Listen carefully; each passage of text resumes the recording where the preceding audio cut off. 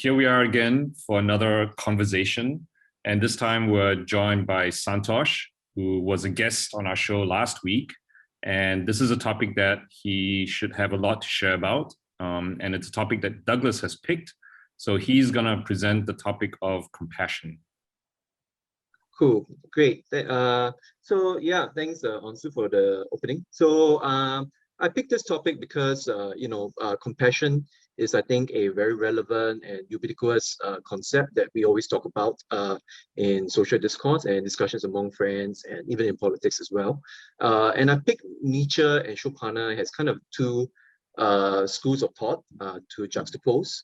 For one thing, of course, they're very interesting philosophers, but also I think they provide some kind of basic framework for how we can actually discuss the topic of compassion. And, I think we can then have a very rich discussion about how their philosophies actually have a lot to say about how we deal with the politics of compassion today. So before I start presenting on them, I just want to give a kind of a reference point. So I want you to think of a person Q, okay? And this person is having a very low period in his life. So let's assume that perhaps he's overweight, so he's in poor health. He's working in a low-wage job, so he's not really well established career-wise. His family perhaps doesn't have the resources to pull him out of his sufferings, and perhaps even his family members may have health issues as well. So I want you to use this imagery in mind and consider us in a position to react to his situation, and also furthermore to decide like what kind of advice, what kind of sentiments do we want to render to people like him, and even on a societal level, how do we treat folks who are in situations of suffering? So, keep that in mind, and let me first go through Schopenhauer, right? So Schopenhauer is a German philosopher. He's like born 788 to 1860. And before I even explain his system of morality, I need to go through a little bit on his metaphysical system. Metaphysics basically is a branch of philosophy that deals with the nature of reality, objects, and the relationships between objects. So Schopenhauer actually took his basis system on a very influential German philosopher called Immanuel Kant. And for Immanuel Kant, he's a very notoriously difficult philosopher to read. So I'm going to just use this very simple example. So imagine a tree that you see out in the field out there, and the tree is kind of an object, right? It's an object that exists in our world. But through us perceiving the tree, we are the subject. And in what we see from the tree, or when we see the tree as an object, it actually is filtered through our mind and filtered through concepts of space, time, and causality. Now, Kant basically asks that the question, whether is there some kind of objective reality behind the tree, behind this tree being in the world? Is there some kind of reality that exists that we cannot access, right? There's none filtered through our human minds. And for Kant, it's actually basically an impossible equation. There is no way to know, because no matter what we do, even if we try to imagine a world without human beings, we are nevertheless imagining by default through our own human mind. So to Kant, it seems impossible to imagine this objective reality. And this is where Schopenhauer kind of comes in, and he says, well, perhaps that may be true, but there is a way that you can kind of get a kind of a small answer, like a very close answer to what is objective reality. And he considered consider this example. So we have a body, and we have hands, we have feet, face, and our torso. An interesting thing about our body is that it's a unique object in itself, right? So for example, my hand could feel really strong today, but tomorrow I might feel pain, and we do not know actually why my hand may feel that way. So, and the other important thing about our body as well is that we can't will it to do the things that we may desire. So I can't will my body to grow wings, and even if I eat food and digest my food, I can't will that process of digestion, right? So how Schopenhauer looks at such phenomena is that the body is a kind of representation, but the will is actually the intrinsic subjectivity, the feelings of hunger or happiness and sadness that I experience. And that is, to some degree, the manifestation of the will. So when we look at objects in the world, and now we can look at things like, for example, dogs, cats, plants, right? What we see is that the whole world is full of will, and Furthermore, when we look at nature as it is, where we have to say feast on another creature in order to sustain our own hunger, there is conflict and there is struggle for survival and suffering, right? Something has to suffer for another person another entity to gratify their desires. And taking into account that this is something that Schopenhauer actually saw even before Darwinism, before Sigmund Freud, and he could kind of see, like, even in this natural world as it is, right? We are endlessly, fighting for survival, and even objects like rocks, rivers, even to someone like Schopenhauer, he considers there to be some kind of will, because this objects exist just like that. So here is where things get interesting. So what Schopenhauer sees is that due to this multiplicity of representations, the will is, although there is an underlying will, but unfortunately we are divided by these representations, and we're constantly, fighting against each other, not recognizing that there's an underlying reality that we all has one.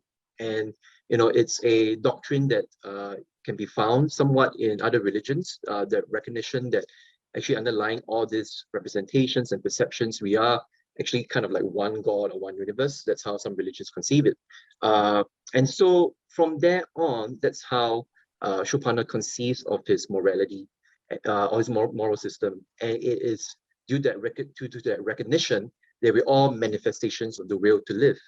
And so to Schopenhauer, compassion, which is in German is pronounced as Mitleid, which stands for suffering with, it's the basis of morality. And it's not, as compared to philosophers before him or theologians before him, morality is not about what God says, the commandments from God, neither is it due to rationality, but it's just due to that recognition that we're all as one. And so when you hurt someone, from what I just said, henceforth, if you hurt someone, you are essentially hurting yourself. And that's how, that's what makes compassion so important, because compassion is literally, for Schopenhauer, the desire to reduce suffering in the world. So the other thing that to mention is that he also thinks of human beings as kind of having three fundamental incentives that drive human actions. So one is egoism, that is the desire for your own well-being. Second is malice, and that's a desire for another person's suffering. And the third one is compassion, where there is a desire for another person's well-being. Interestingly, one philosopher postulated that there's a fourth consideration, and that is actually malice towards oneself. So that's like suicide or self-harm, something which Schopenhauer didn't consider. But nevertheless, to Schopenhauer, the idea here is that we find this incentives in different kind of compositions in people. So in everyone, there is a different mix of egoism, malice, and compassion. And so the idea here is that we see man operating with different motives. So for egoists, or someone who's very strongly egoistical, he may do some moral good, but that's because it benefits him. That's his fundamental drive. Yeah. And to bring this down to a practical level, what Schopenhauer feels is that, and this is kind of the highest ideal of his morality, of his moral system, is that because will is about suffering, the best way to promote, to reduce the suffering of the world is actually to deny the will. And so this comes in the form of asceticism. So for viewers, you just think of the idea of a monk or a nun, right? Someone who is actually denied themselves of desire, so food, wealth, and sex. By denying all this kind of basal animal desires, they have tried to reduce the complicity in the world of suffering. Yeah. Now, the important thing, of course, is that this is a very, very high ideal. To Schopenhauer, inspirations will include people like Jesus and Buddha. And of course, there are very, very few people who can meet up to that kind of standards. So bearing that in mind, that most of us can't go up to, can't possibly live up to denying of the will. So the best thing that we can do is just to be tolerant, to be patient, and exercise compassion towards others. And that includes not just human beings, but also even animals as well. Interestingly enough, also a kind of consequence of his philosophy Also is that he's anti-natalism, so he doesn't think people should give birth, because by giving birth to someone, you are contributing to suffering in the world. Yeah. Now, before I end off Schopenhauer and go on to Nietzsche, there's a very interesting quirk about Schopenhauer is observed that he himself didn't live up to being an ascetic, right? So even at the end of his life, he was just happily playing his flute, walking his dog, and enjoying the good life, quite literally. But how Schopenhauer tries to defend himself is that one should judge the merits of the theory based on his arguments, and not necessarily because of whether the practitioners follow suit with it as well. So just a little end quote before I go to Nietzsche. Schopenhauer says, "It's just as little necessary for the saint to be a philosopher as for the philosopher to be a saint. Just as it's not necessary for a perfectly beautiful person to be a great sculptor, or for a great sculptor to be himself a beautiful person. In general, it is a strange demand on a moralist that he should command no other virtue than that which he himself possesses." So that's just to end off Schopenhauer. Right, so I'm going to go to Nietzsche. So Nietzsche comes after Schopenhauer, so he's German as well, and he's born 1844 to 1900. Oh, I should have flashed the book actually. So he came across Schopenhauer's work, right? The World as Real Representation, right? And he actually called Schopenhauer the first honest atheist in modern philosophy. By that time, Schopenhauer had been dead for 5 years, and by kind of like 1875, so about 10 years later on, interestingly enough, Nietzsche actually rejected and broke away from his teachings. And so we're going to consider the question why. So for Nietzsche, right, essentially he found asceticism to be quite unacceptable. Although he agreed with Schopenhauer a lot about suffering being universal and perennial to life, or existence, and he accepted the idea about a will to life, but he kind of modified it a little bit and called it the will to power. And unlike Schopenhauer, he didn't believe in denying it. He actually believed we should not shy away from it. So the idea here is that instead of trying to exercise compassion and to treat it as a virtue, Nietzsche actually saw it more as a vice, as a kind of weakness, right? And he likens it to a form of pity. Instead of trying to be compassionate to people, so imagine Q again, the person that I referenced, he thinks that people should actually be striving towards excellence, and that it's more important to treat these people, to preach to them, to tell them to overcome obstacles, to overcome adversities in life and challenges, and hence become a bigger man, you know. And in Nietzsche's language, it's like the Ubermensch, the overman, the Superman, right? Why does Nietzsche feel that way? I think for Nietzsche, one great difference between him and Schopenhauer is that he doesn't treat emotions or human beings as simpletons who just try to avoid suffering and maximize happiness. To Nietzsche, human beings are much more complex than that, and we have essentially very mixed emotions about things. So as compared to objects like, say, tables and chairs, right? When we look at emotions, so let's say pity and compassion, right? They can be very blurry, and it's kind of rare to experience emotions as a very pure concept, and there's always some kind of ambiguity underlying it. So think of things like, for example, a bittersweet memory, nostalgia, Schadenfreude, which is German for the joy of seeing someone else suffer. So to Nietzsche, because of this idea that we don't experience emotions in this pure sense, so it is actually possible for us to treat suffering as something that is good in our life, and that we can actually, you know, welcome suffering. Whereas when we talk about compassion or pity, to Nietzsche, he sees it more like, you know, it's a kind of egoism or treating of superiority of one man over another. I have one quote here from Nietzsche, so I'm just going to use it. So he says, pity preserves things that are ripe for decline. It defends things that have been disowned and condemned by life. And it gives a depressive and questionable character to life itself by keeping alive an abundance of failures of every type. People have dared to call pity a virtue. People have gone even further, making it into the virtue, the foundation and source of all virtues. Pity negates life. It makes life worthy of negation. Pity is the practice of nihilism. Pity wins people over to nothingness. And you can see from such strong language that, you know, Nietzsche was just railing against the idea of being kind to other people. Now, I just want to make a quick note here that what I've been saying about Nietzsche, first thing, because Nietzsche is not a systematic thinker, so some scholars have actually debated on this, whether was Nietzsche actually using the word compassion or pity in the same way that Schopenhauer is. But what we can at least take away from Nietzsche in terms of his life, in terms of what really happened to him, is that because he suffered from ill health, he was poor, he had very little public recognition, so he died a very poor, lonely man. And so it seems to reason that like he had to reckon with the concept of suffering in his life, and he had to make it something meaningful for him. Yeah. So the other important part about Nietzsche, right, has opposed to Schopenhauer's system of morality. Nietzsche has kind of two fundamental systems of morality, what he calls master and slave. So like Schopenhauer, Nietzsche did not feel the need for God and to rely on grand narratives to have a moral system in life, or to know how to behave and act in life. So to him, he kind of considers it this way. When you look at master morality, is actually where pride and power is recognized as a form of virtue, and actually actions are judged on whether they are good or bad. Whereas if it's a slave morality, you have actually kindness, sympathy, and empathy that are considered as virtues, and actions are decided on whether they're good or evil. Now, for Nietzsche, right, he looks at morality as something that's inseparable from culture, language, and the narratives, which are informed by the struggles between these two kind of opposing systems.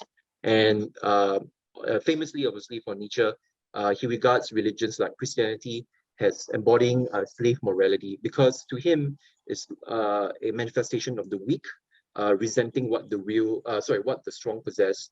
And to him, it's characterized by pessimism, cynicism, and it kind of vilifies the oppressors. So as a kind of offshoot relation to that, Nietzsche is also regarded as someone who is quite against democracy, because he regards that as a system also where there is a coalition of the weak trying to conquer their masters, and erodes the basis for power.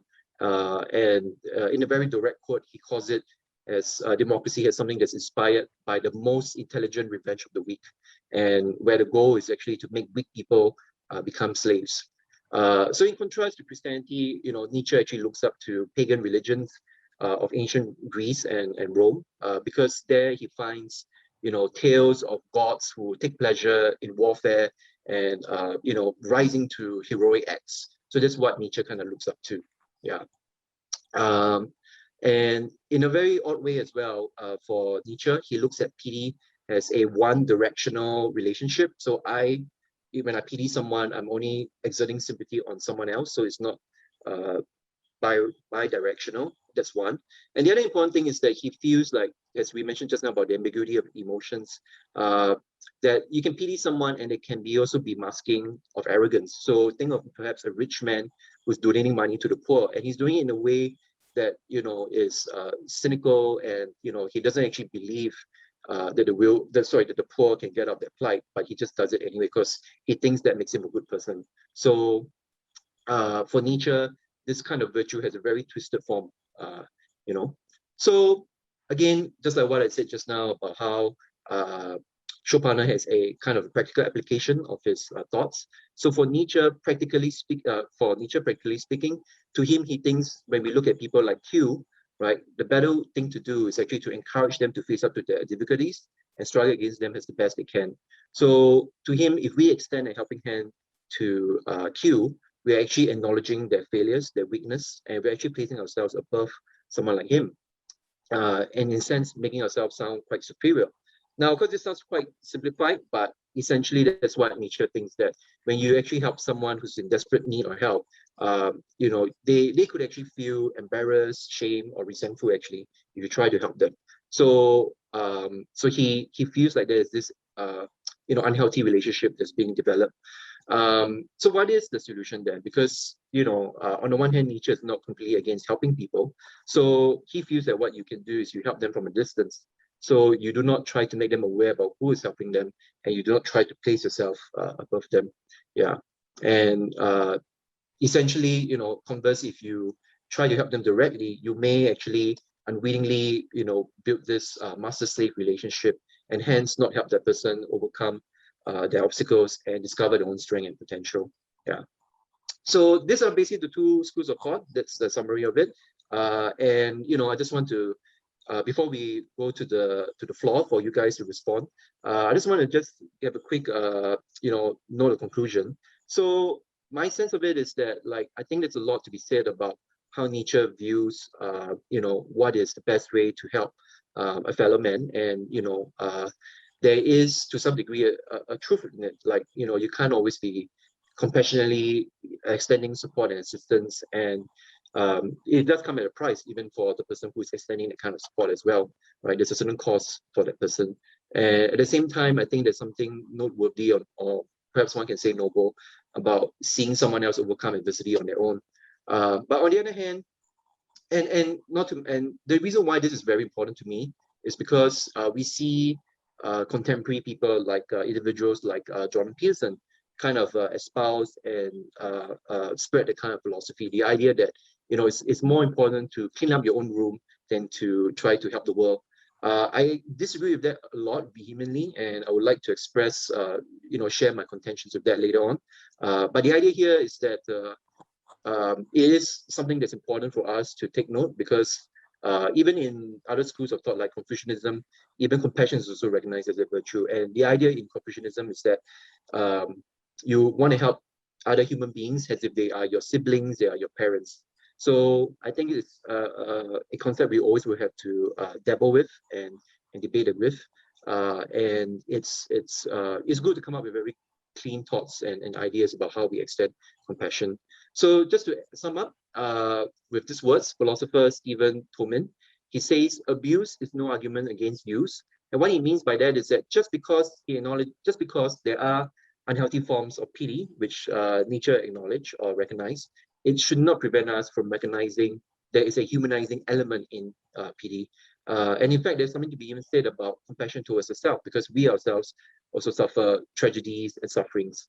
And so if we are able to allow ourselves to extend compassion to forgive ourselves, to extend compassion to ourselves, then it also helps us build empathy and feelings of relation towards other people who are suffering as well. So yeah. Okay, well done, Douglas. That was an incredible summary of two pretty challenging philosophers. Thank you. So let's take it to the floor. Let me hear from you guys, first thoughts and reactions, and then we can move on from there. Santosh, do you want to go first, or shall I? I can start. Maybe just very simple examples from humanitarian perspectives in current contemporary times, especially from where we are in Singapore. And from a neuroscience perspective, maybe two perspectives to begin with. Before we can talk about the ancient Eastern philosophies perspective on compassion, but we can cover that later. But just with regards to the first two things, right? First two perspectives. One, which is from a humanitarian perspective, I've been volunteering is a huge part of my my life. I'm volunteering for the Out of Living Foundation, and at the heart of it is a humanitarian leader who goes out helping others. And especially in this pandemic, we've reached out to our migrant brothers, our foreign domestic workers, our frontline workers, our essential workers, and our teachers. So there are segments of our society that we notice have fallen through the cracks.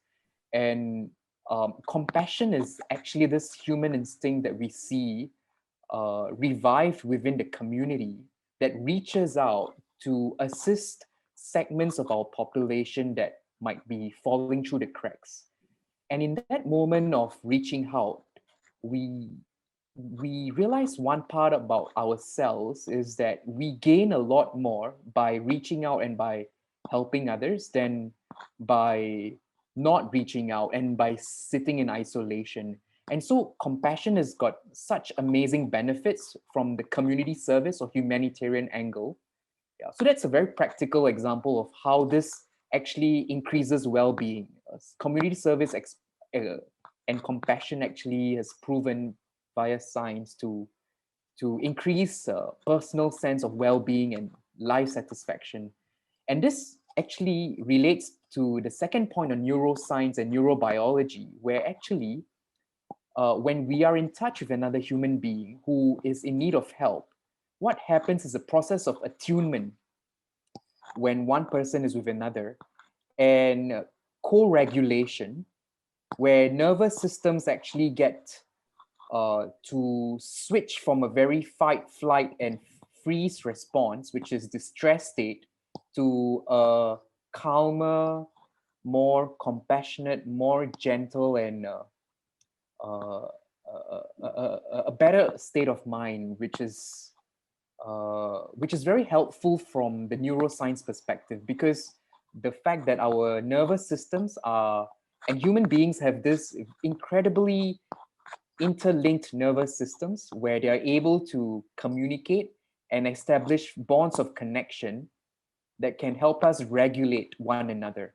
So those are like two perspectives, from the humanitarian perspective as well as from neuroscience, neurobiology. So it seems to me that those two examples support the case that compassion is actually beneficial to ourselves. That even if we wanted to pursue it from the point of view of self-interest, that it makes sense to be compassionate. Yeah, a lot of us were sitting in isolation in the pandemic, and the best way to address issues of loneliness and isolation or mental health was to reach out to someone else who is in need.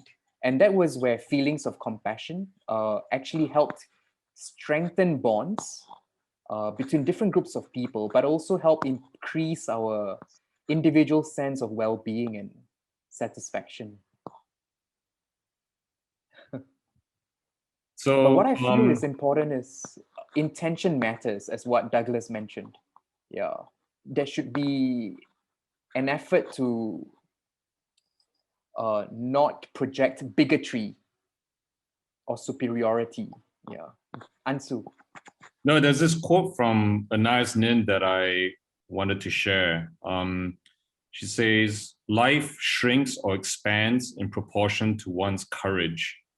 And I almost think you could replace the word courage with compassion, right? I mean, I think that's partly the reason why I like to practice compassion, because I think my world just gets bigger when I do that. And if I don't act compassionately and I think selfishly, it just really shrinks. So I think that quote's kind of related to why people behave in a humanitarian way. And, you know, I think, yeah, it just by connecting to other people in that way, you start believing that actually people can be inherently good. And that just opens up so many possibilities.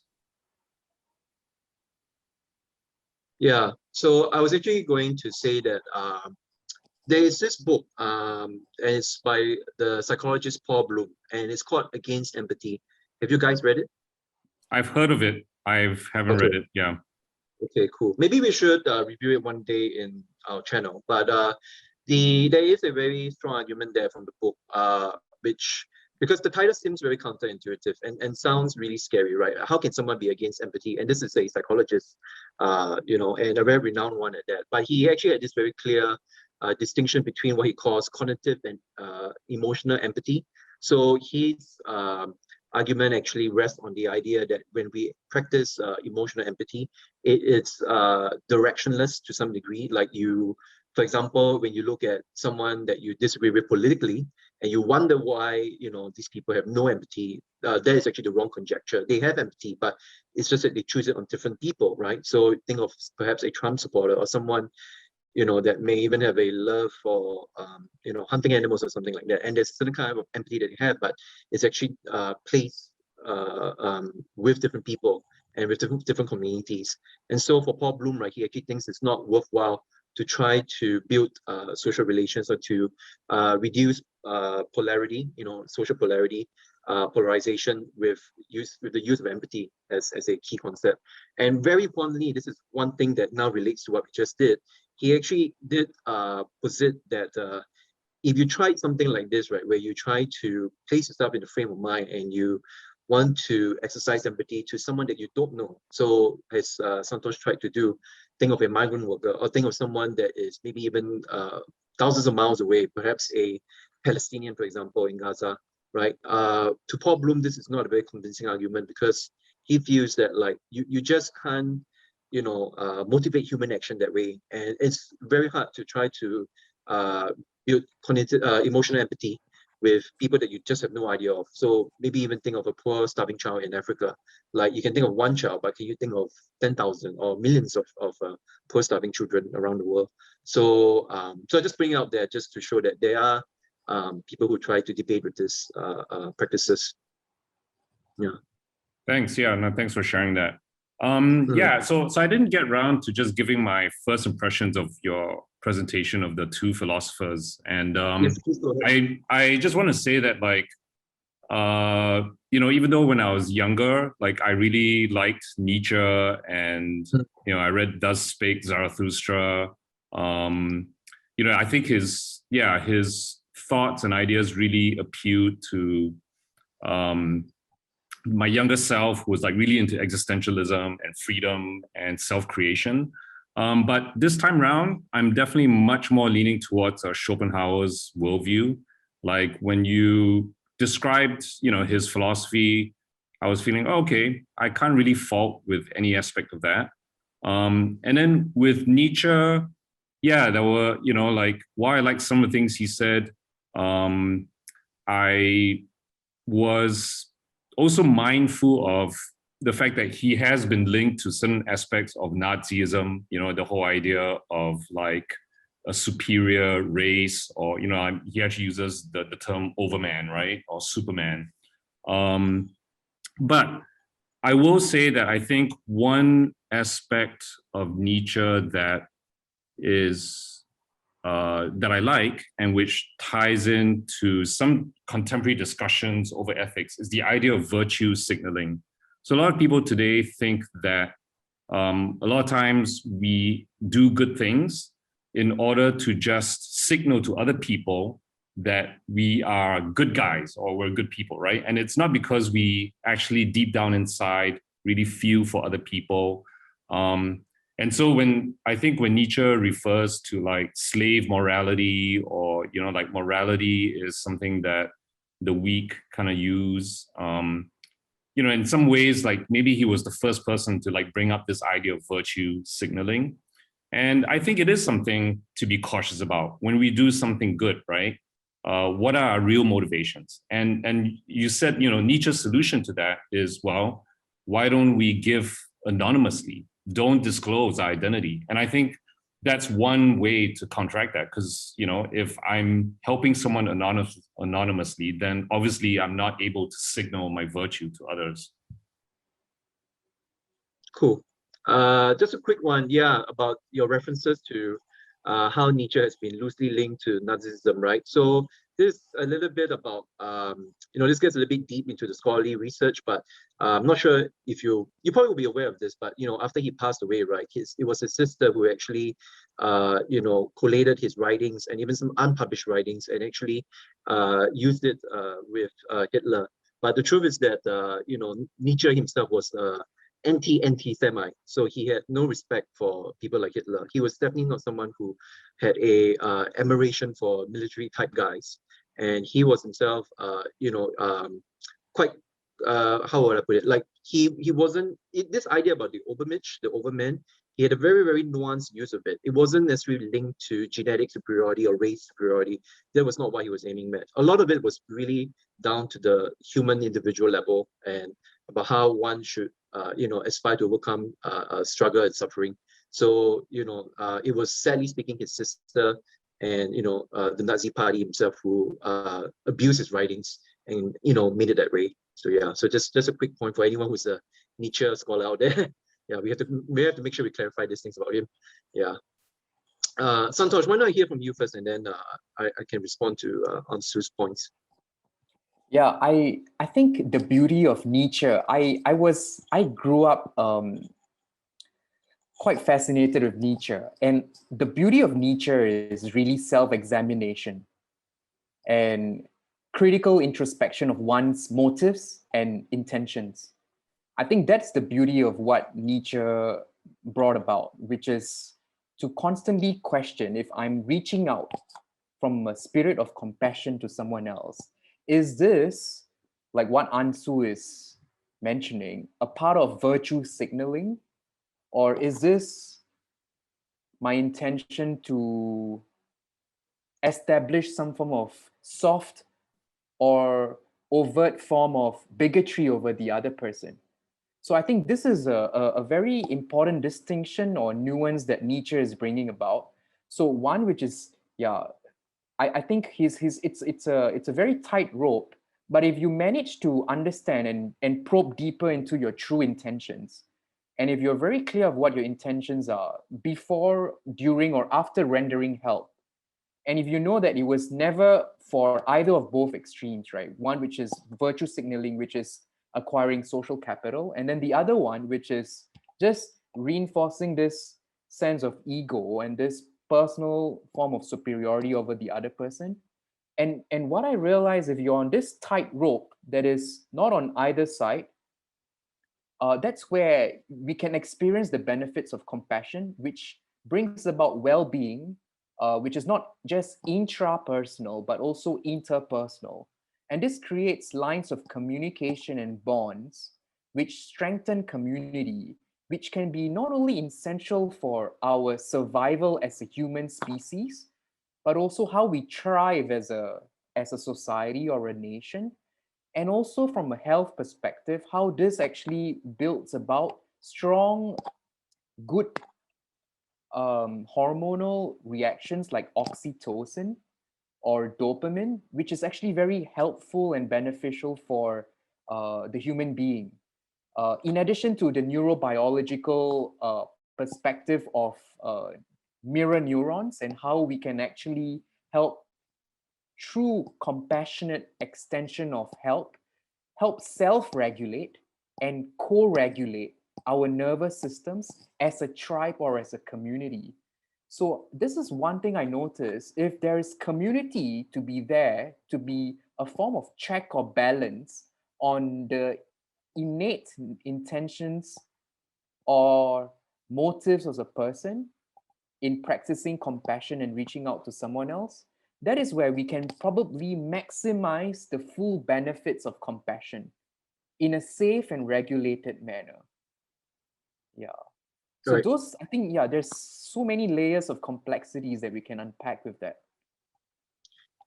Yeah, so I can actually add another layer of complexity to this argument, to this debate, because as I mentioned earlier, right? So what I offered just now was a very simple reading of Nietzsche, and one would say maybe the mainstream interpretation of his writings, but very deep Nietzsche scholars actually have issues with the idea that he was someone who was against pity and compassion.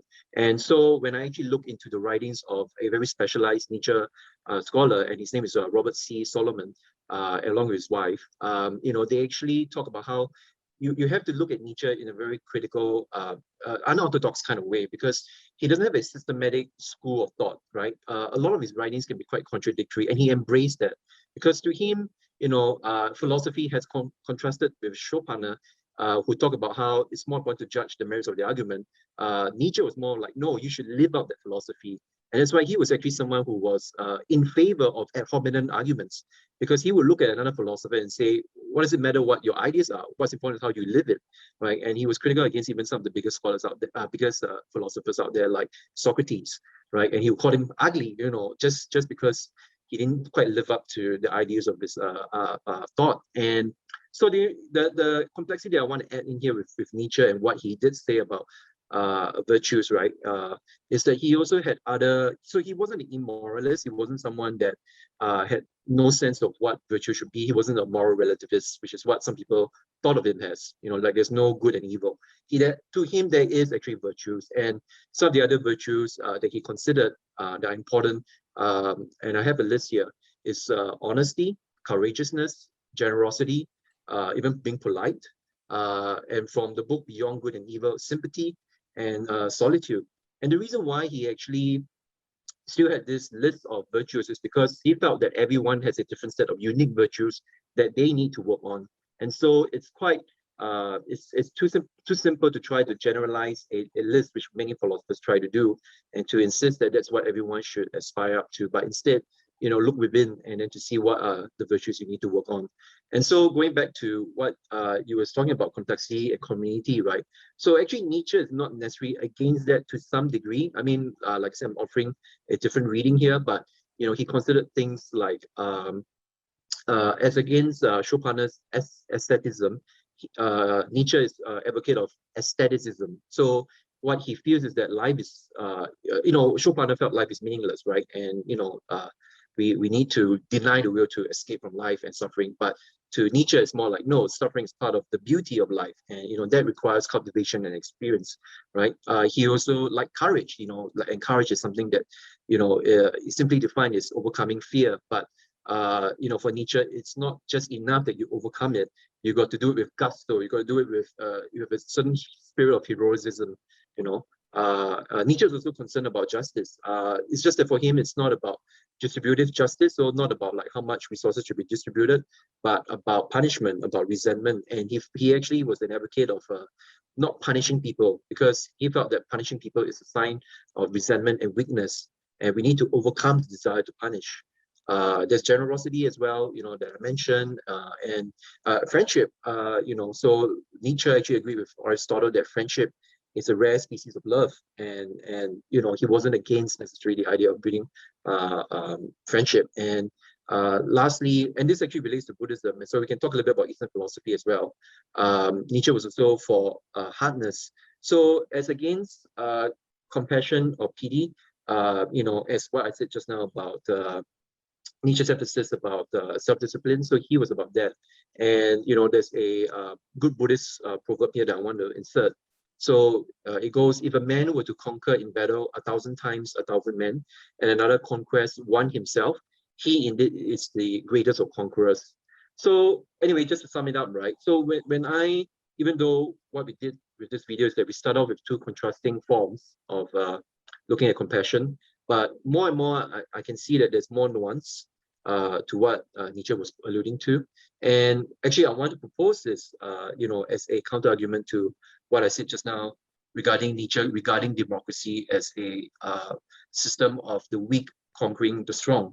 Actually, to me, democracy or trying to fight for social justice is actually us on an individual level trying to fight for certain virtues. It may be the same virtues that Nietzsche holds in high regard. And I actually see that as us overcoming adversity and social struggle.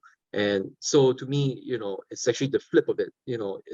We should be flipping it on its head. The idea that it's not about us being weak, it's about us actually being strong and overcoming adversities that are even greater than ourselves, right? In order to extend compassion and also build a better future and a higher culture, which is what Nietzsche was pretty much looking for. Yeah.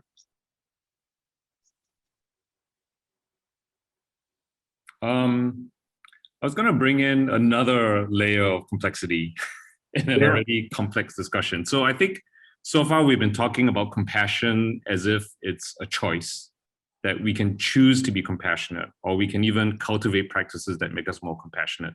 But have you guys heard of the Good Samaritan experiment? Yes.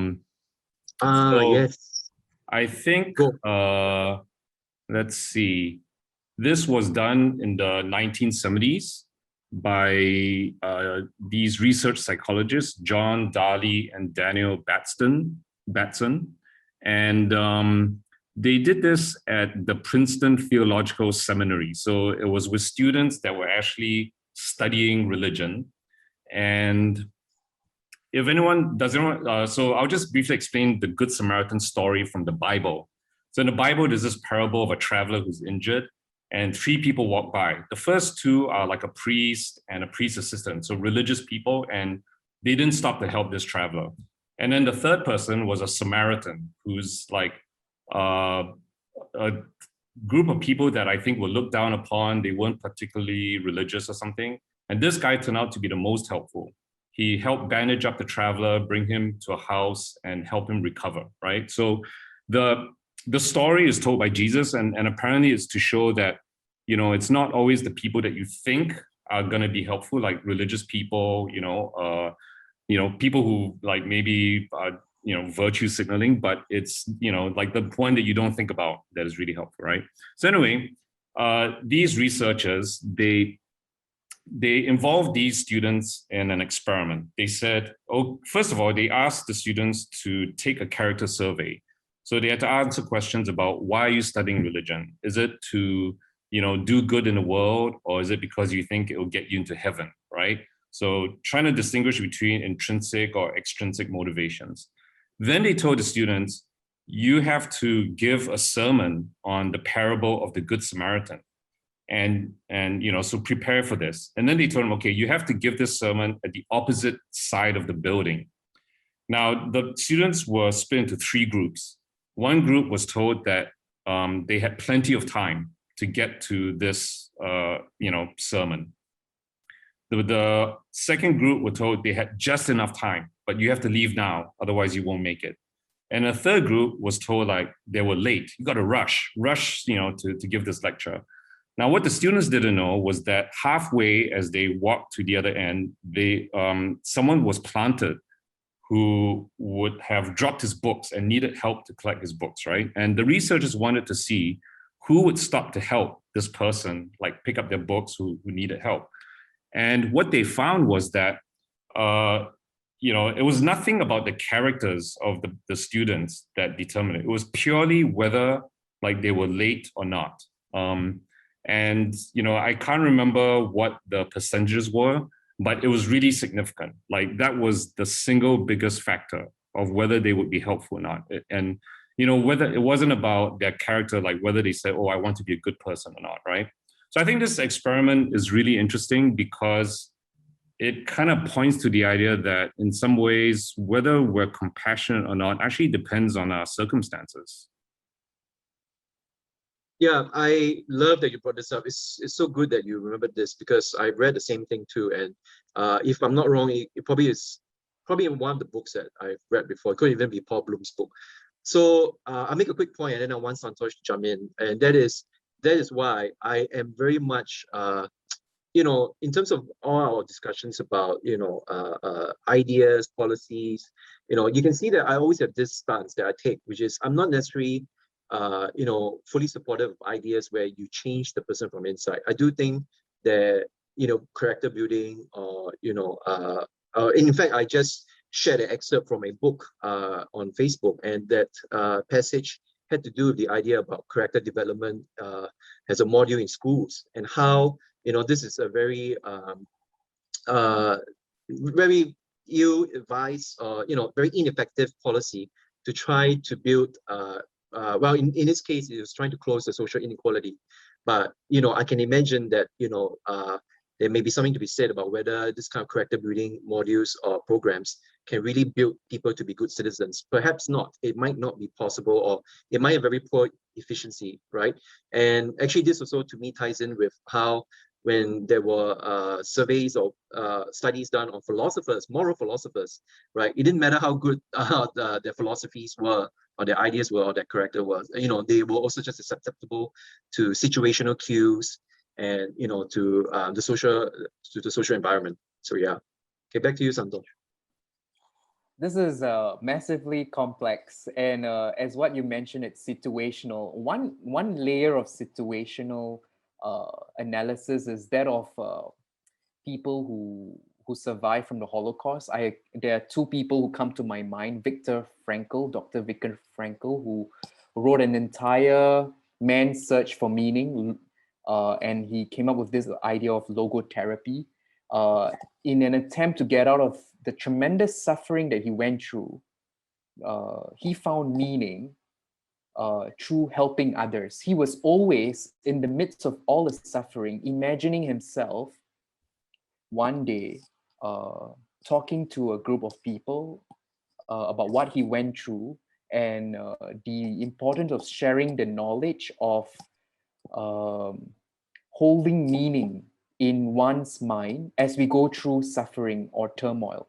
Another person is Dr. Edith Eger, who wrote The Choice. So this is the book I have, and she's also a Holocaust survivor and went through a lot of difficulties and trauma.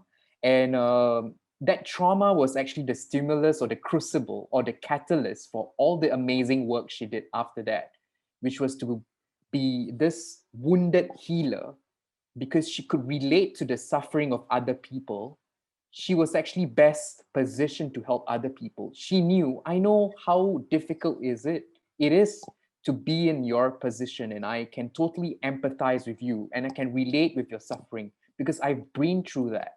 And that opens a gateway for connection and for receiving help that is far more meaningful and powerful than if we did it from a space of I'm just giving you help, but I don't really understand or relate to your suffering. So I think there are like many situational dynamics to even when is it permitted to offer compassion or aid. And my reading of those who wrote books, and another recent The Wisdom of Trauma by Dr. Gabor Mate. He was also during the Nazi occupation. He was a baby during the Nazi occupation, and he devoted an entire life to studying the effects of trauma and how we can heal human beings. So that is one situational perspective to healing, which is both beneficial to one's own suffering and also helping someone else cope with his or her suffering from an interpersonal lens. Yeah, so I think the idea of circumstance or situation is very powerful. It really depends on which situation you're in. Yeah, I would add to that, like, I would like to hear if you hear the same thing from the civil service as I did. And that is that when it comes to social work in Singapore, right?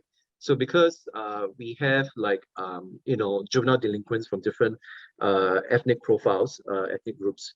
And it's actually been said that, the social work in Singapore, actually they require people from other races, essentially the ethnic minorities, because they find that when it comes to dealing with juvenile delinquents, in this case, this is what I know, it's better that it's someone of a similar, of a similar background, right, and profile, and it does show itself, within this kind of interpersonal realm. Like, it's very hard to, like, you could be perhaps, like, let's say if it's me, right, a Chinese guy, but one is relatively privileged. If I try to be a social worker and try to extend compassion to someone else who is from, a much more lower socioeconomic class, dealing with much more suffering and bad stuff in life than I did, that bridge would be much harder to fill because, I just come, I just occupy a very different space, right? And life world as compared to that person.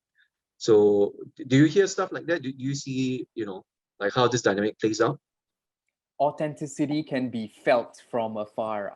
I've come to realize this, and if one has experienced prior feelings of marginalization or neglect, I think that person actually is in a great position or in a superior position to offer help. There's the other part about social services in Singapore that comes to my mind, and there's the idea of dignity. I think a lot of us, when we get to this idea of quantification of social aid, and we put our low-income communities through immense amount of means testing. Means testing is a process by which we assess whether someone is deemed worthy of receiving financial assistance. It proves to be counterproductive, and a lot of the ground-up movement leaders and civil society leaders who I've been working with say that our system actually does not factor in the qualitative aspects of dignity or empathy or just meeting needs of belonging, needs for affirmation. When we look at social policy, for us, it's just a matter of assessing income levels and assessing whether people are off the mark of what they deserve to receive or not, and then offering financial assistance. The real service actually is beyond material and financial. It's actually the intangibles of dignity and compassion, which is not really favored or considered for technocrats who have a very mechanized model of social services. Unsu? Yeah, no, sorry, can I change topic slightly? I just Go wanted to ahead. throw in another complexity, which is also the fact that compassion and all these emotions that we're talking about in relation to humans are actually not limited to humans, that animals as well can feel them. So there's this guy, Franz de Waal, and I think he wrote a book called Mama's Last Hug or something. And I think his opening hook for this book was this story about this biologist Van Hoof, who had a relationship with this chimpanzee for over 4 decades. And towards the end of this chimpanzee's life, he went to visit her after many, many years of not seeing her, right? And you can actually find this video on YouTube, and I watched it and it brought me to tears. I mean, it's so touching. Like, it really feels as if this chimpanzee like recognizes this human being has all these feelings of tenderness and emotion, and is like just stroking him and telling him, you know, you can almost like feel her saying like, thank you for coming to visit me, and it's okay, come close and let's be together. It's been a while. But yeah, so yeah, I think it's, you know, maybe this goes back to Schopenhauer, right? His idea that everything in the world is actually at its root is the same will, right? And actually there is not that much that divides us from, like, let's say, the animal kingdom as we think. Yeah, actually, it's so funny that you brought this up, even though you say it's unrelated, somewhat off topic, but it actually kind of coincides with what I was going to respond to Santosh as well. So first I want to say, right, it's great that you bring up the example of animals, because, you know, if you realize, right, like among us, there are people like our friends and whatnot, there are people who hate human beings, right? They're misanthropists, right? They hate human beings with a passion, but they love animals, right? And I think this is the very basis of it, because they see in animals a very different kind of spirit, right? And that is, they are very compassionate. They are not conniving, manipulative, deceitful. So, you know, when we look at animals, you know, especially our domesticated pets, we see this kindredship, right? And it's something very beautiful, right? It's something that's, so we wish to somewhat aspire in human nature, right? But it's very, very difficult to meet up to, right? It's very hard to be so pure and compassionate and altruistic as compared to a dog or a cat, right? To some degree, a cat anyway. But yeah, but going back to, but using that, right, as a juxtaposed to what Santosh just mentioned about the social service sector. And look, this is my argument, right? The people who work behind it, right? The social workers themselves, the administrators, perhaps the policy designers of the system would say, hey, we are compassionate people. We care for the poor. We care for the marginalized. You know, this is just the way we operationalize it. And it may seem cold, but this is the manifestation of our compassion. But exactly like what Santosh said, right? The way that this is rendered is very different from the kind that you're seeing between animals, right? Because not only to me is it mechanistic, but it's cold, right? And it's cold in a way that doesn't seem to recognize, you know, human dignity, as Santosh mentioned. And to some degree, for me, what I feel is the flaw of the system is that it's not actually trying to expand the individual's freedom, right? Because, you know, I've actually personally signed up for social assistance before.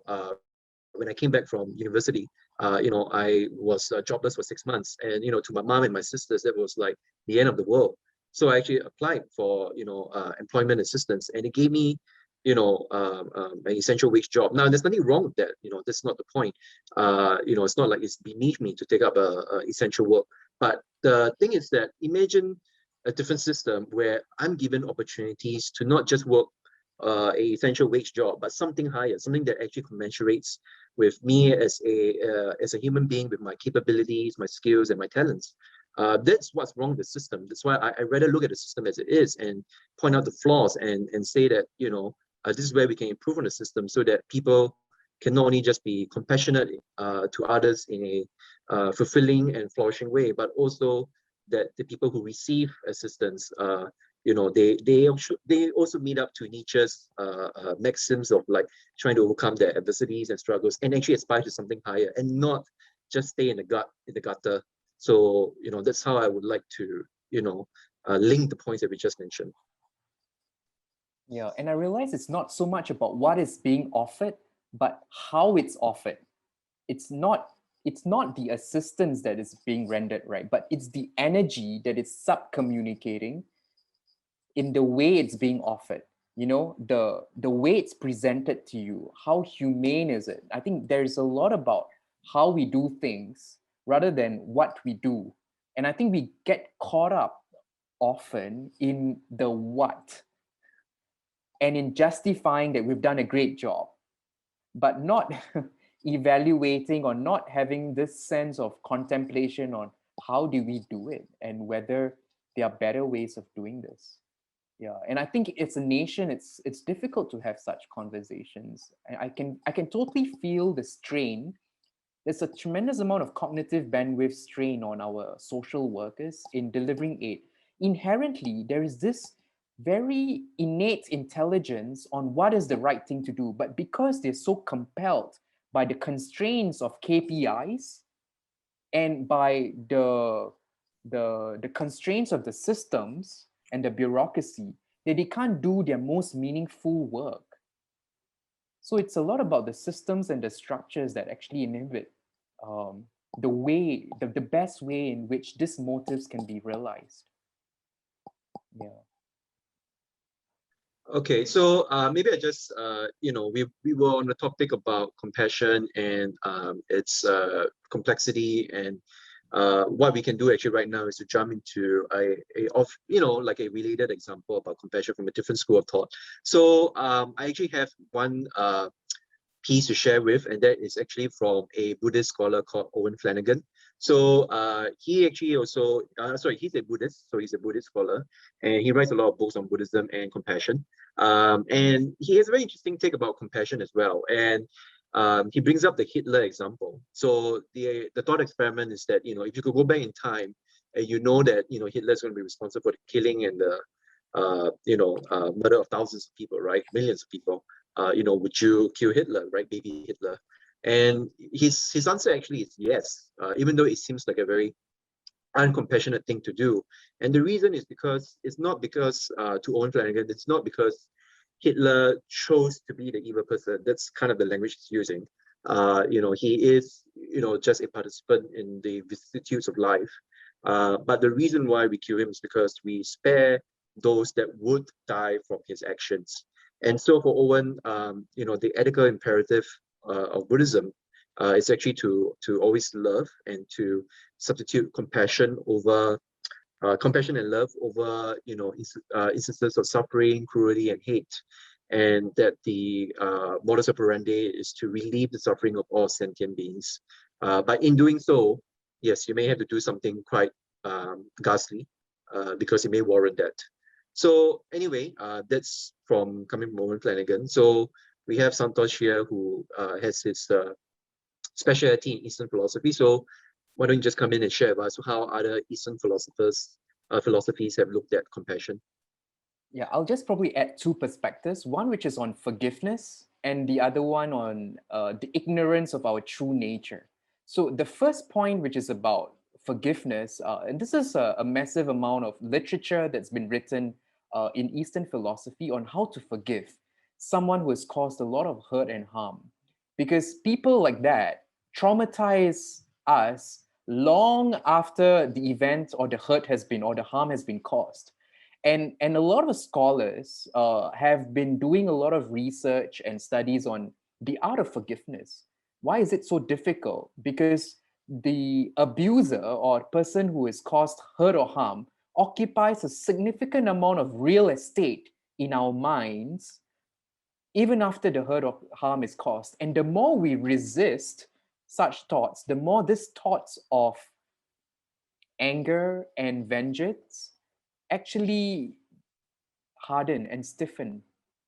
Yeah. So the more we resist, the more it persists. And so the key to actually relieving ourselves or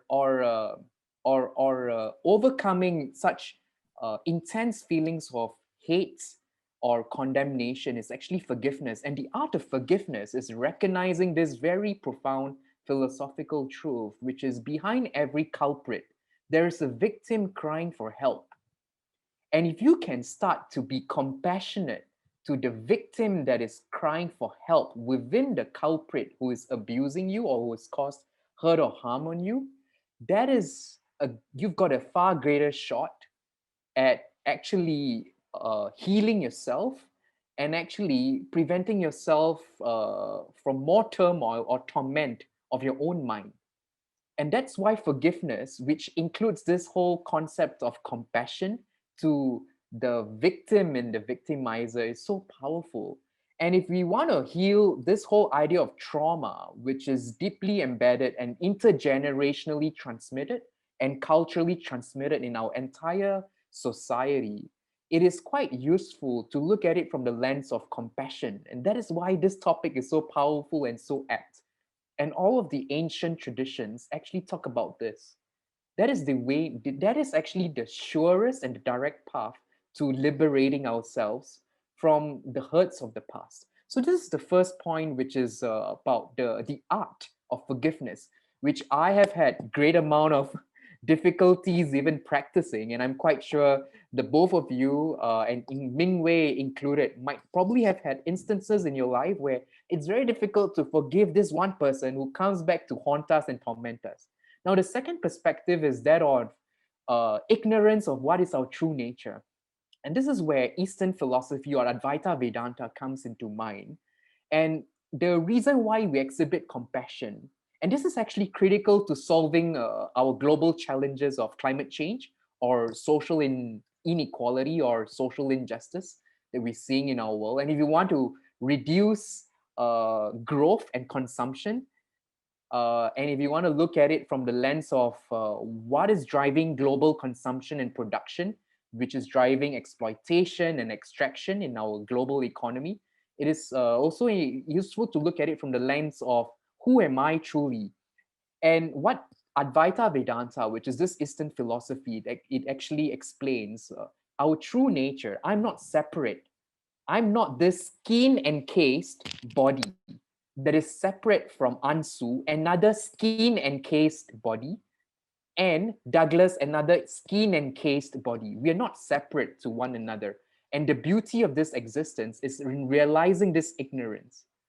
And people will come in our lives to help us understand that actually we are beyond that and that we're not separate from one another, human beings, animals, and as well as nature. And in finding this connectedness of our identity that is linked with the survival and how other species thrive in this planet, we'll be able to then have more compassion towards these things and then reduce consumption, reduce extraction, exploitation, and abuse, and all of these other ills, greed and anger towards others, and make this world a better place. And address the pandemics of our time. It could be climate change, it could be mental health, it could be social inequality. And that's how actually Eastern philosophy, through this new understanding of who am I, can reveal and can then allow us to look at other people from a space of compassion. Actually, it's me. These people are just me. They're just all one me. And this idea of oneness that we actually began this conversation with is actually deeply embedded in Eastern philosophy. So those are two perspectives. If there's a third, it's about Mettā, which is this Buddhist practice of loving kindness. And at the heart of loving kindness, right, is to realizing the person that we hate the most is actually ourselves. It's so counterintuitive. Actually, we have huge amounts of self-hate if we really truly introspected and contemplated. And that's why at the end of the Mettā practice, the person, the final person that we need to forgive and have compassion towards is the self. And that's the toughest person. It's tougher to forgive the self than a person who's caused hurts and harms to ourselves. Yeah, so those are maybe three perspectives from ancient Eastern philosophy, the idea of compassion.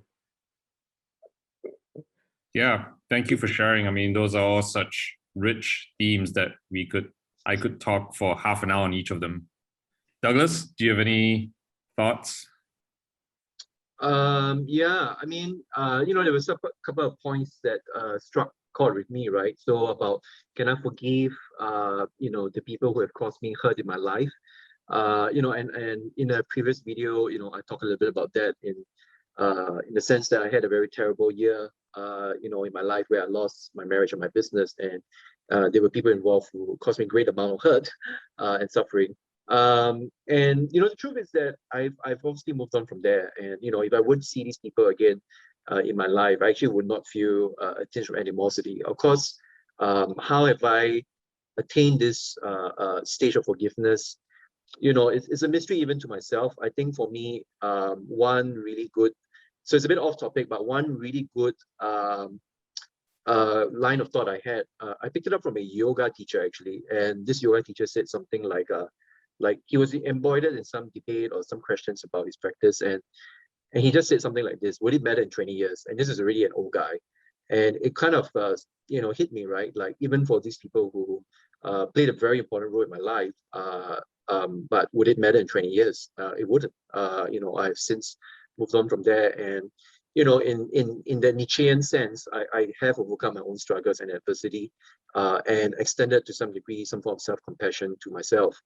And regards to your point about hating yourself, well, actually, I'm very, very critical about myself, so no need to convince me otherwise about that one.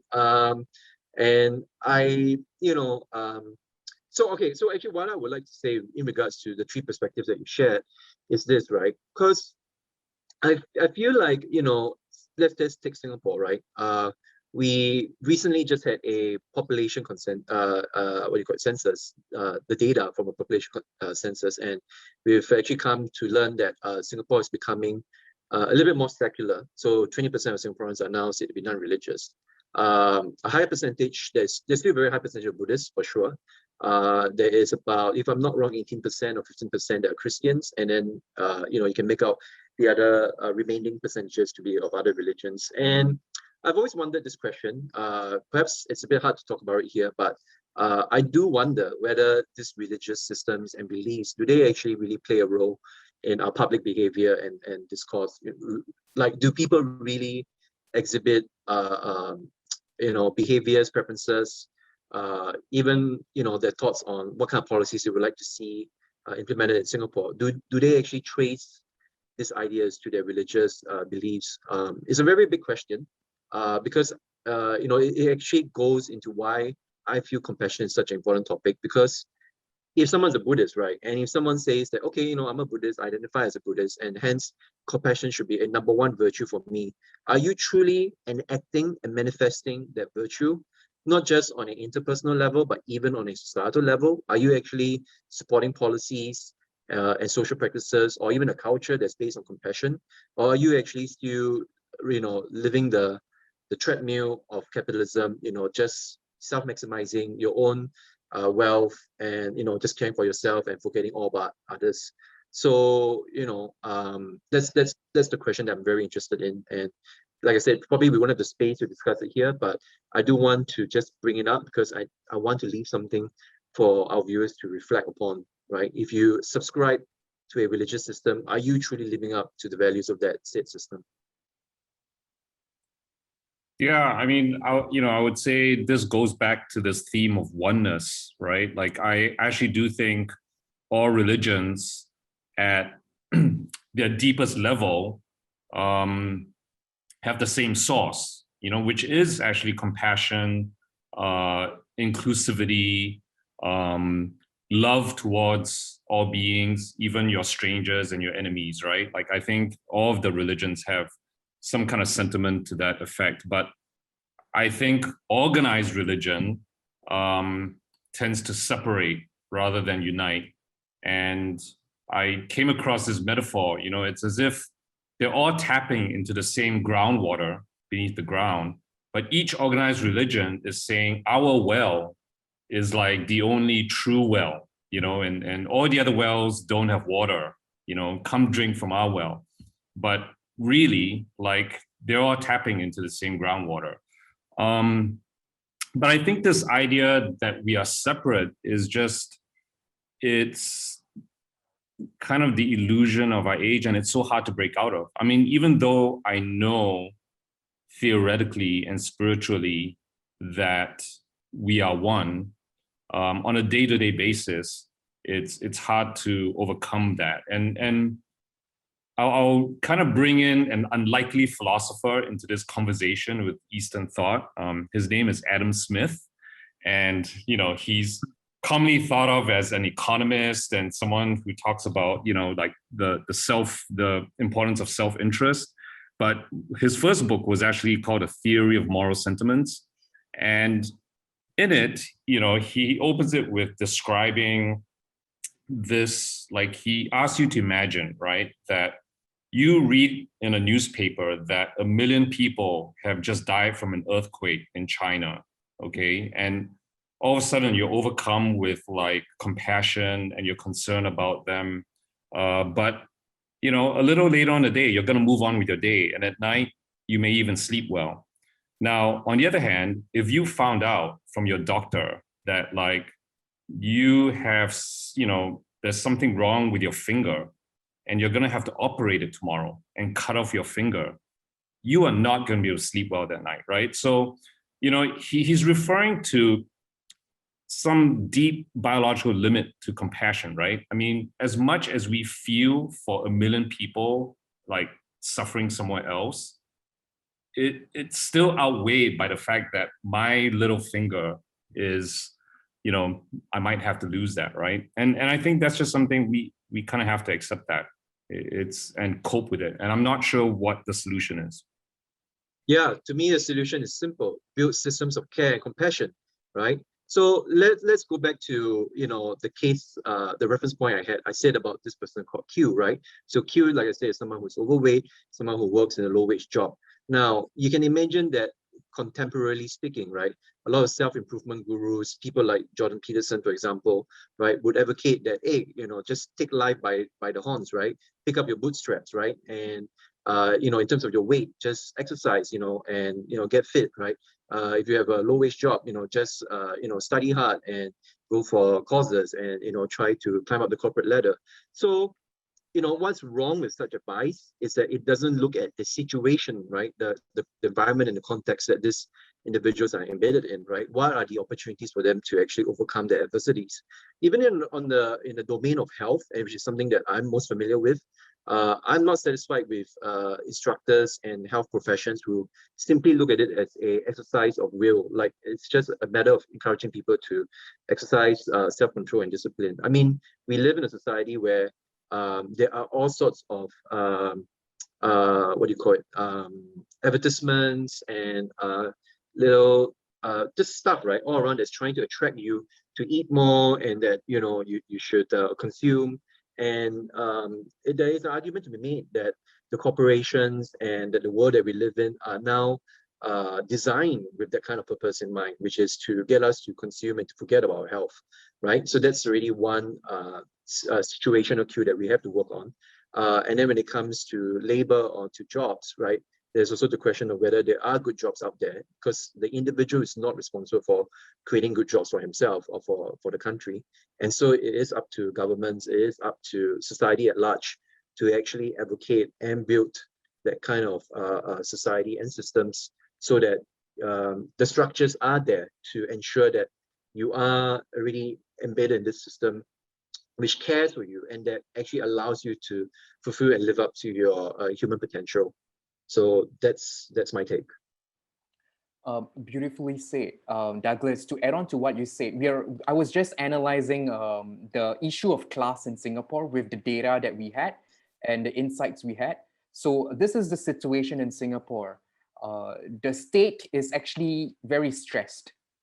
This is with regards to how can we then help low-income communities or marginalized communities. The state is very stressed and it's under a lot of burden.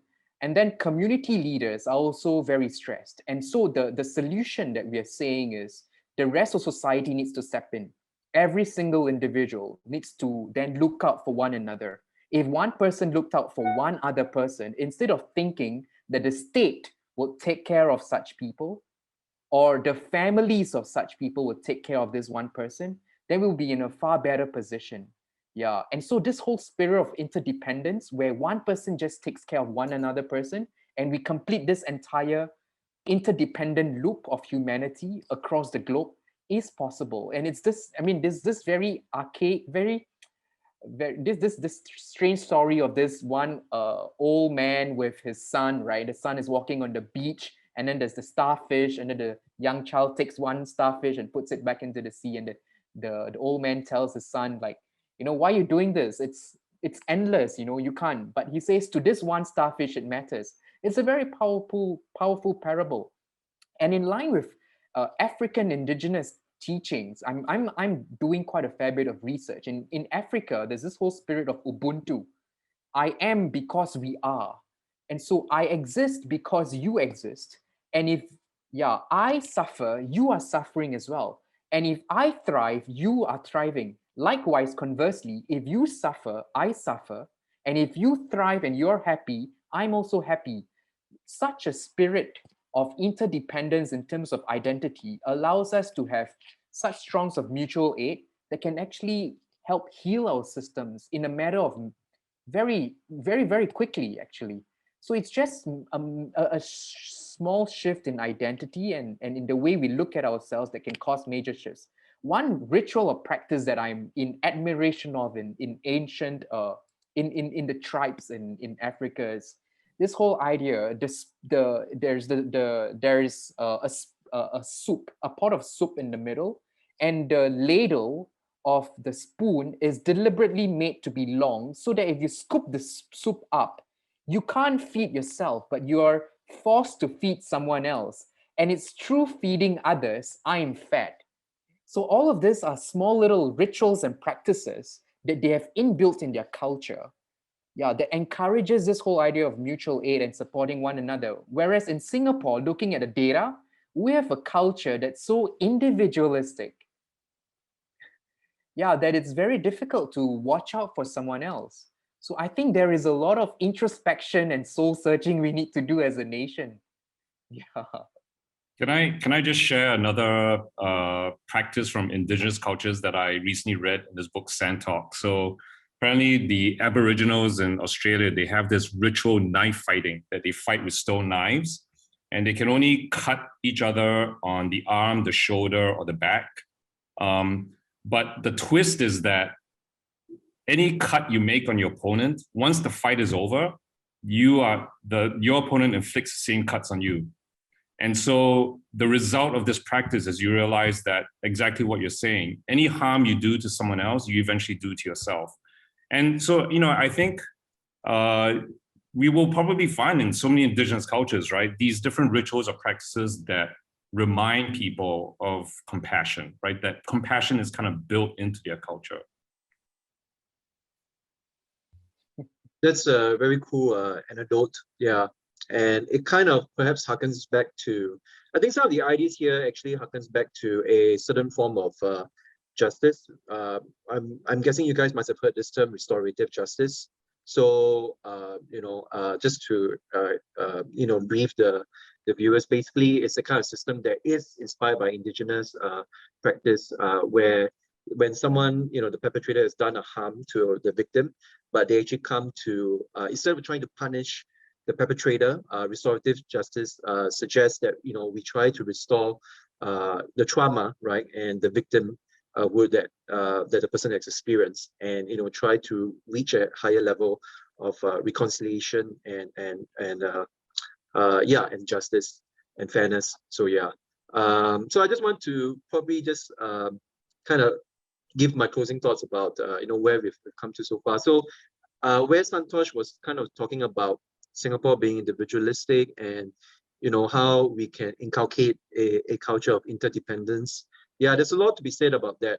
I don't want to give too much away here because actually this gets into the area of public policy and in terms of the government's mentality when it comes to social policies in Singapore. I have a slightly different take from Santosh because to me, I feel that there's a very cynical abuse of compassion, or what the government calls many helping hands approach. And instead, it actually elevates their responsibilities to render assistance to Singaporeans, or to society. So let's take that, as a topic to discuss in a future episode. And and just want to just say that, I'm really appreciative of where, both of you have value added to the conversation. It has now gone beyond just talking about Nietzsche and Schopenhauer's theory of compassion. And obviously we can see it's such a pervasive and ubiquitous topic that I hope our viewers kind of get a sense about why it's not just about these two philosophers in particular, but how we take those principles that we've discussed and how we can move the conversation forward so that we can have a much more truer or a better understanding about how we can enrich compassion in society.